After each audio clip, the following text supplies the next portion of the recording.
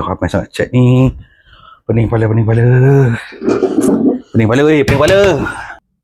Kenapa? Ni ramai orang DM ni. Diorang cakap kenapa produk dekat Beg Kuning tak ada. Aduh. Okey, baru ni kita dapat banyak orang DM. Ada affiliate kita pun DM. Produk dekat Beg Kuning tak ada.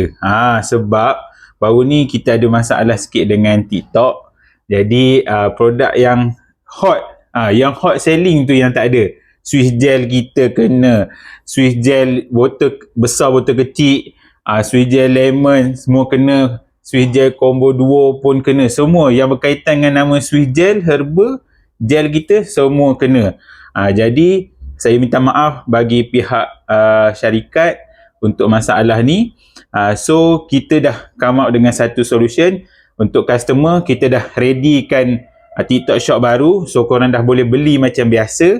Untuk affiliate jangan lupa linkkan dengan TikTok Shop baru kita supaya korang boleh lepas-lepas ke depan ni kalau buat video boleh dapat commission balik. Kita tak kurangkan commission. Commission masih lagi sama.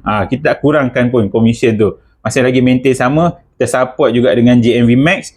Plus lagi satu, untuk yang dah buat video kan, sebelum-sebelum ni dah buat video produk kita, jangan lupa korang send korang punya kod video supaya kita boleh linkkan dengan TikTok Shop baru ni. So itu saja saya punya pesanan. So minta maaf banyak bagi pihak HQ Swiss Gel.